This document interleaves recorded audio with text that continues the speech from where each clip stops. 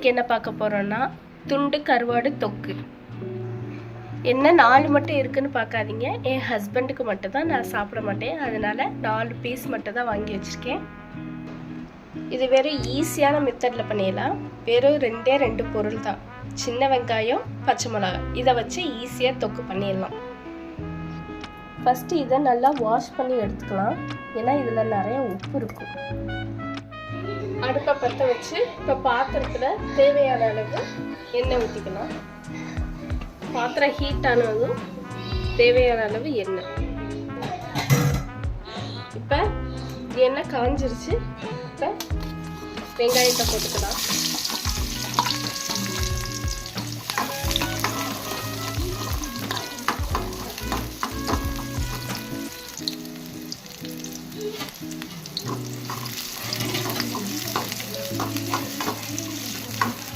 நல்லா கண்ணாடி பதம் வரக்கூடிய நல்லா வதக்கி எடுத்துடணும். ஓரளவு கண்ணாடி பதம் வந்துருச்சு. இப்போ வந்து பச்சை மிளகாய் ஆட் பண்ணிக்கலாம். அப்புறம் இதில் வந்து உப்பு சேர்க்க வேண்டாம், ஏன்னா கருவாடுலேயே நிறையா உப்பு இருக்கும். அதனால் நீங்கள் சேர்க்க வேண்டாம். நான் வந்து இதில் சேர்க்கலை. உங்களுக்கு வேணும்னா லைட்டாக மட்டும் போட்டால் போதும். மற்றபடி நீங்கள் உப்பு சேர்க்க வேண்டாம்.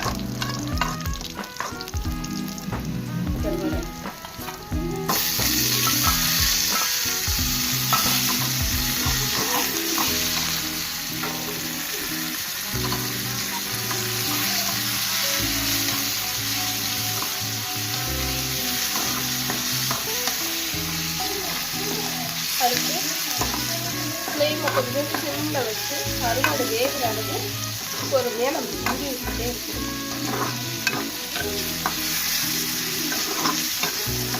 நல்லா வேகும். இந்த இதை நீங்கள் சாப்பாட்டோட சேர்த்து சாப்பிட்டா அவ்வளோ ருசியாக இருக்கும்.